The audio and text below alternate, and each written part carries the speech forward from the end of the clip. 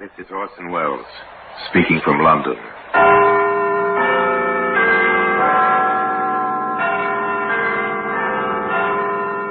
From the Black Museum.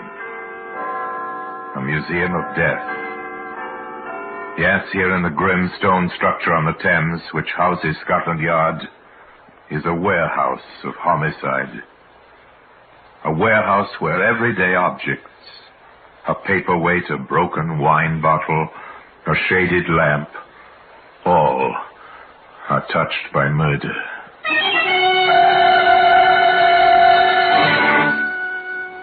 Take his jacket. Woolen, hand-knitted, a baby's garment, dusty with age, and only half completed. Sleeves are missing, Inspector, and it still has to be stitched up. Yes. Looks rather pathetic, doesn't it, Sergeant? It does, sir. Yes. Better put it back in the attaché case. Probably been needing it before long. Today, that jacket, sleeveless and unstitched, can be seen in the Black Museum.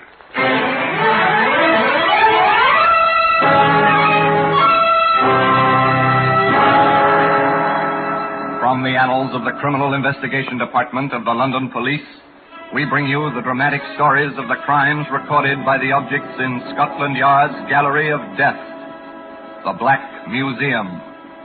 In just a moment, you will hear The Black Museum, starring Orson Welles.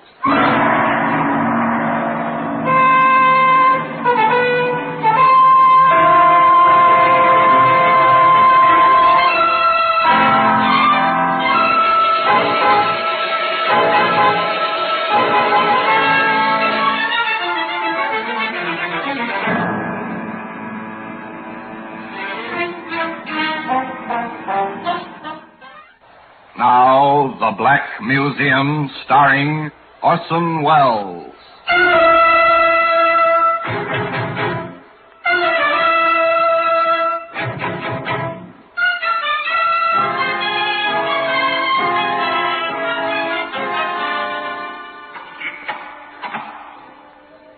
So here we are, in the Black Museum, Scotland Yard's Museum of Murder. Here lies death, dressed in its Sunday best. Here, for example, is a nail file. It was once used by a manicurist to trim the dainty fingernails of a beautiful woman. Later used by an insane killer. Here's a length of cord, weighted with lead at either end. Harmless enough to look at, but lethal in its effect as a weapon of murder. Here we are. Here's the jacket. Mottled and dusty, somewhat inconspicuous in its place on the shelf. A tragic relic of passion and violence.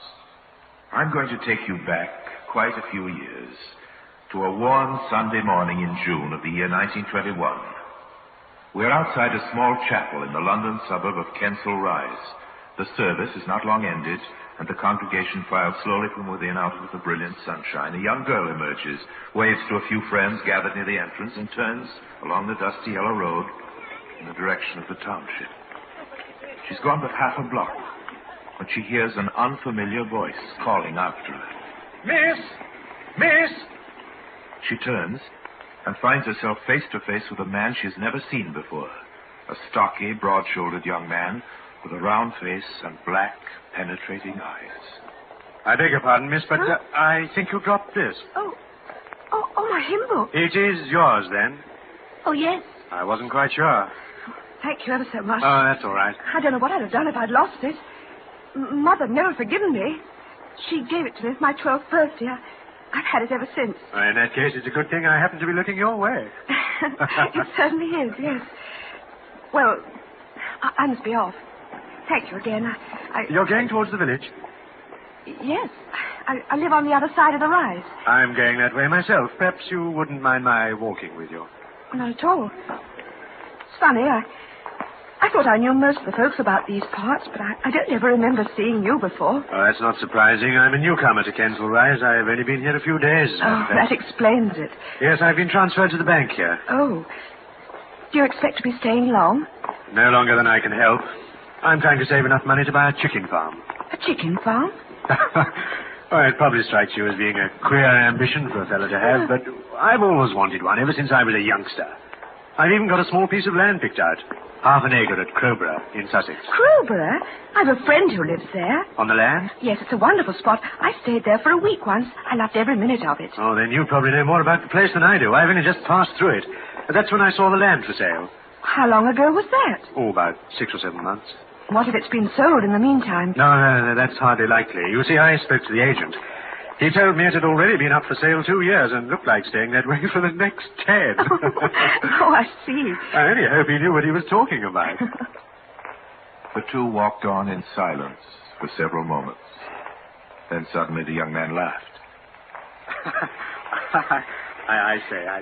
I've been walking along telling you my inmost secrets, and I haven't even introduced myself. I was just about to say the same thing. Well, the name's Moon. Trevor Moon. And mine's Evelyn Rose. But everyone calls me Evie. And that's how it all began. A romance destined to flower with all the beauty of young love, only to wither and die a tragic death. But let us not anticipate. Let us follow the course of that romance, or rather, let us pick out the more pertinent of its developments. After their first meeting, Trevor Moon and Evie Rose spent most of their time in each other's company. For 12 months, they were rarely seen apart. And then, one evening, while strolling in the moonlight, Moon asked Evie to marry him. I haven't much to offer you, darling, and, well, apart from what I've put aside from the farm, I've no money, but if there is such a thing as love, I've really fallen victim to it. Oh, Trevor. Darling. You're sure it's what you want? My dearest Evie, if it wasn't, I wouldn't have asked you. No. I don't suppose you would. It's just that... Just that what? Well, I wasn't expecting it. You took me unawares. Well, to be quite truthful, darling, I took myself unawares, too. Well, you haven't given me your answer yet. Now, to be or not to be, that is the question. Oh, silly. Of course I'll marry you. Just as soon as you want me to. But Moon was in no hurry. On the contrary, he was the type who could not be hustled. And a further 12 months passed, during which time he remained as devoted as ever, but appeared singularly reluctant to take the proverbial plunge. Evie, on the other hand, became more impatient as the days went by, and when informed by her suitor that he had at last saved enough money to leave the bank and purchase his precious chicken farm in Sussex, her emotions gave vent to words. Oh, Trevor, but I'm so tired of all this waiting. How much longer must we go on like this? Just a few months, darling, till I get the farm straightened out and ready for business. But why can't we be married right away? Then I could help you straighten things out. You can help me most, darling, by being just a little more patient. The moment I get things in order down at Crowborough, I'll send for you. That's a promise. So Evie had to consent to go on waiting. 2 weeks later, matters having been settled, Moon bid his sweetheart a fond farewell and left for Sussex. A month passed, and no word from him. Evie had done her best to be patient, as he had asked, but this was too much. Packing a bag, she took a train for Crowborough, and upon reaching her destination, checked in at the local inn, where she made inquiries as to the location of the Moon property. Within the hour, she was knocking at the door of a small shack on the outskirts of the village. Evie! Trevor, darling, please don't be angry with me, but I had to see you. How did you get here? By train. I had to come, darling. If I'd waited another day, I'd have gone out of my mind. It's been... You can't stay here, you realize that. Well, I thought I'd stay at the hotel. No. Trevor, please. You're catching the next train back home. But, darling... I'll walk with you to the station. No, Trevor. No, I'm not going. You're not going? I'm staying in Crowborough till we're married. I see. And if I happen to decide against going through with it... I'm afraid you haven't any alternative, Trevor. Why? You see, I'm going to have a child. Your child. Well, you'd better stay.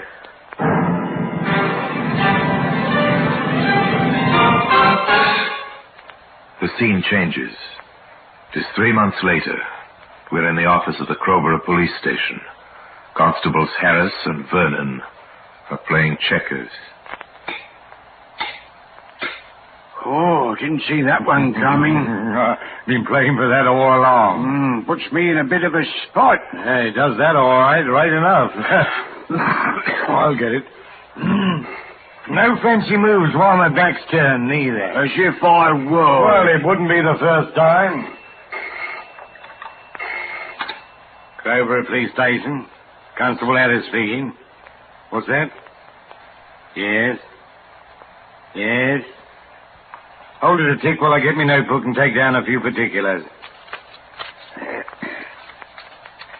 Now, what name was it again? Rose. Mrs. Lena Rose. Yeah. And the missing girl? Daughter. Evelyn. Known as Evie. Address? 14 Marsden Parade, Kensal Rise. Yes. And how long has your daughter been gone, Mrs. Rose? Since Saturday morning, I see. Yes. Well, let's you do with the present, Mrs. Rose. You'll be hearing from us. Yeah, that's right, yes. Good night, ma'am. Trouble? Oh, nothing. It won't keep. Another missing girl, that's all. But Constable Harris was in error. It was not simply a case of another missing girl who disappeared for a few days. It was a case of a missing girl who disappeared for good. Today, evidence of that fact can be seen here in the Black Museum. In just a moment, we will continue with The Black Museum, starring Orson Welles. And now we continue with The Black Museum, starring Orson Welles.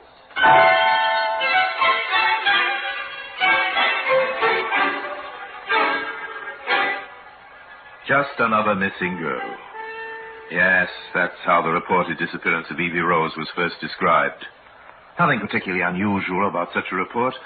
Almost every day of the week, someone or other vanishes without any apparent reason or cause, to show up again in due course with a perfectly simple explanation for the supposedly mysterious absence. But, of course, there's always the exception, which is why the police waste as little time as possible in checking up on such matters.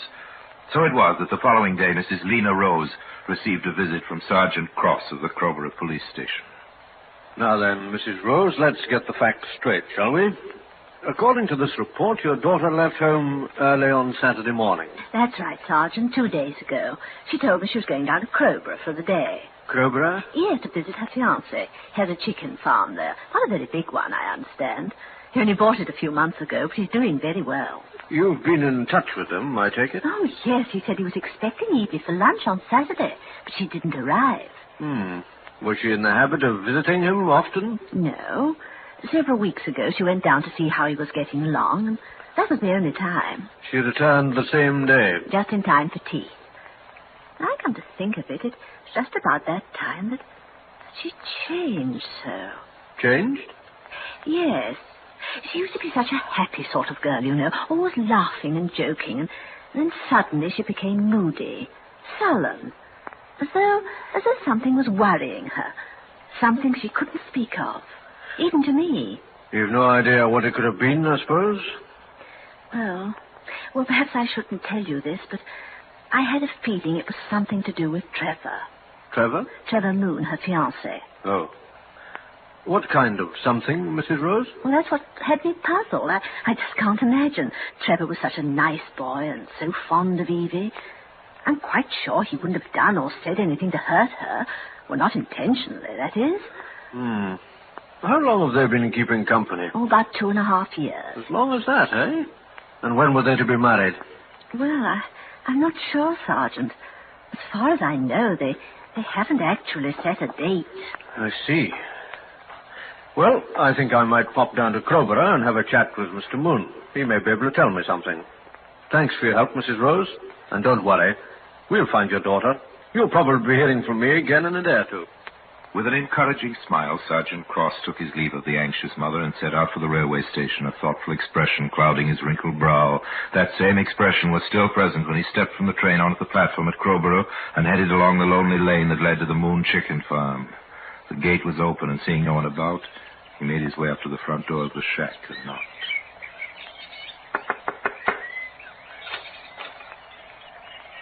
Yes? Mr. Moon? That's right. I'm Sergeant Cross. I wonder if you could spare a few moments of your time. By all means, Sergeant. Come right in. The place is in a bit of a mess, I'm afraid. That's all right. Well, sit down, won't you? Thanks. I suppose you know why I'm here. Well, I've a fair idea. It's about Evie Rose, isn't it? Yes. Still no sign of her? I'm afraid not. There are just a few questions I'd like to ask you, Mr. Moon. Routine, you understand, nothing more. Of course. I've just come from Kensal Rise. I've been talking to Mrs. Rose, who gave me fuller details. I suppose she's almost out of her mind with worry. Well, under the circumstances, I think she's taken it very well. I understand that you and the missing girl are engaged to be married. That's so. And that she was on her way down here to visit you when she disappeared. Yes, I was at the station to meet her, but she wasn't on the train. Well, what train was that? The 11 o'clock. I waited an hour for the next one, but she wasn't on that either, so I came back home. Were you worried at all? No, not unduly. I just assumed she'd changed her mind about coming. You didn't think it odd that you hadn't heard from her?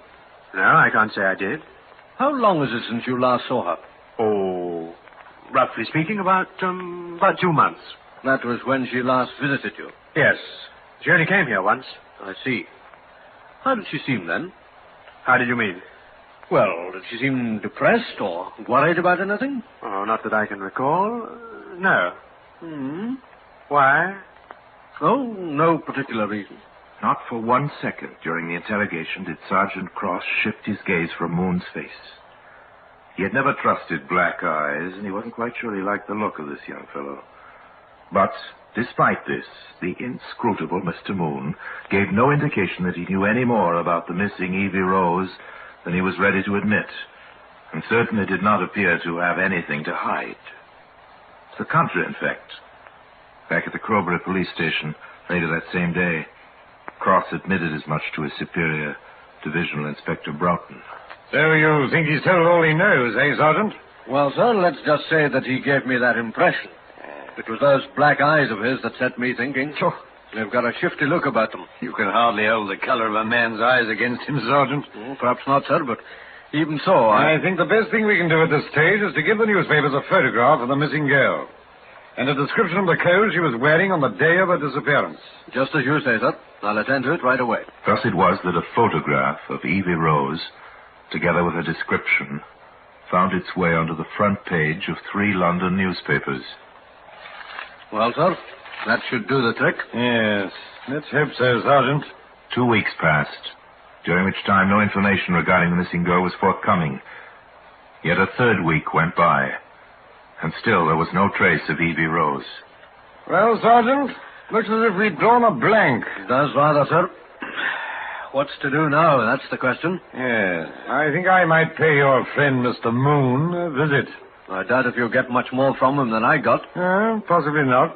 No harm in trying.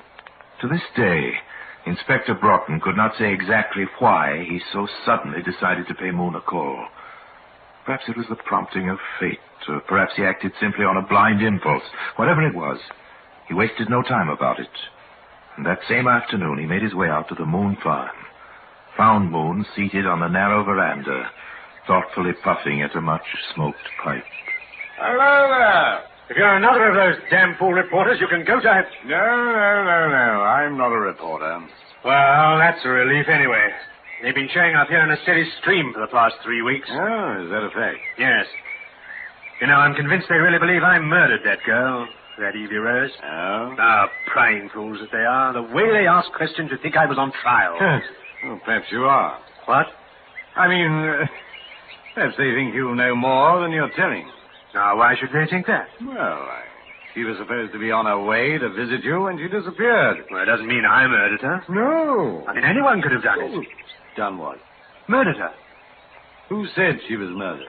Why, no one. Not in so many words, but that's what they're inferring. Who? Those wretched reporters. You sure you're not imagining it? Of course I'm not imagining it. Why should I imagine it? Well, why should you indeed? You're sure you're not a reporter? Quite sure. Who are you, then? Well, matter of fact, I'm a detective. Detective? Inspector Broughton's the name. Oh. Well, I'm glad you stopped by, Inspector. Huh. What brought you here? Oh, I just wanted to have a look about the place. Why? Curiosity. I suppose you wanted to question me, too. Well, frankly, I did want to, but I don't want to anymore. I think you've given me all the answers I need. With a nod, the inspector turned and walked back down the path. He didn't look back, but he could feel Moon's eyes staring after him. The eyes that had told him so much, so convincingly. It was just like that. Almost like the sort of stuff one reads in a cheap detective fiction magazine. Well, this was cheap. But it wasn't fiction. It was life. Life in its birthday suit. That was quick, Inspector. How'd you make out? He's a killer, Sergeant. Moon? Yes, I'm sure of that as I am of the fact that we'll see the end of the Evie Rose case tonight. You think he killed her? Well, if he didn't, I'm going to be out of a job in the very near future. But, because I'm banking everything on the hunch that he did, my reputation included. And don't ask me why. If I told you, you'd say I was mad. We're wasting valuable time. Come on, get a squad together. We got work to do. Work? We're off back to Moon's place, and we're going to search every inch of it. If we don't find anything inside the house, we start in the grounds. And even if we dig all night, Sergeant, we're going to keep on digging till we strike oil. So, less than an hour later, Inspector Broughton was back at the chicken bar. There was a Sergeant Cross and 4 constables. The shack was searched from top to bottom. And, finding nothing on the inside, they started on the outside. With picks and shovels and everything they could lay their hands on. Broughton was risking his career on an intangible impulse, and he knew it. But somehow he didn't think it was much of a risk. Nothing so far, Inspector. Yeah, we got a lot of ground to cover yet, old chap. I hope you're not making a mistake, sir. So do I. But if I am, you won't suffer for it. I can promise you that. I wasn't thinking of myself. Don't worry about me. My shoulders are broad enough. The digging continued. But it was too dark to see. Lanterns were lit. 4 hours slipped by, and even Broughton was ready to throw in the towel when shortly after 1 p.m. Inspector. What is it, Sergeant? Just look what Hanson has dug up. A taxi case. To get an eyeful of the initials on it. E.R. Seems as if your hunch might have been right after all. Yeah, come on, open it up. Maybe something in it. Right. Well, doesn't feel like it. Hello? What's this? Looks like a jacket of some sort. A baby's jacket. That's what it is, all right. Only half completed. See? Sleeves are missing, and it still has to be stitched up. Yes. Looks rather pathetic, doesn't it, Sergeant? It does, sir, yes. Yes. Better put it back in the attaché case. Probably be needing it before long.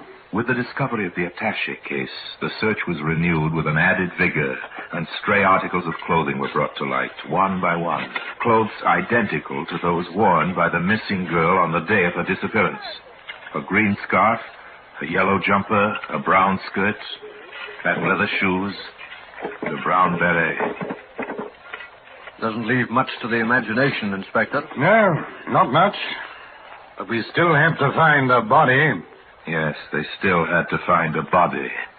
But they felt it couldn't be far away. And they were right. Except that it wasn't a body, but rather a scattering of bits and pieces that once had been a body.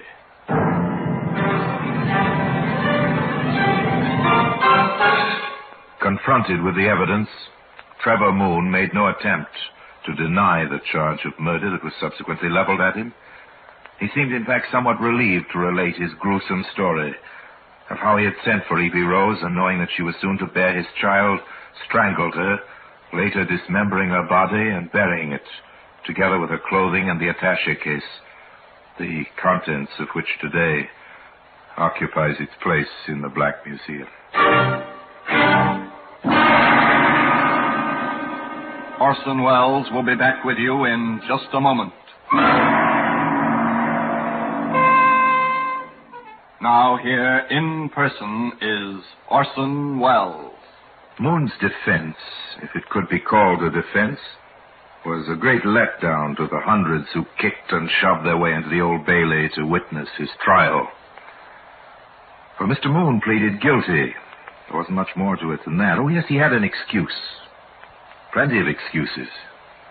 There are no excuses for murder. The jury's verdict was never in doubt. Trevor Moon was found guilty of murder in the first degree, and 2 months later to the day, he was hanged. So there you have it. And now, until we meet next time in the same place, and I tell you another story about the Black Museum, I remain, as always, obediently yours.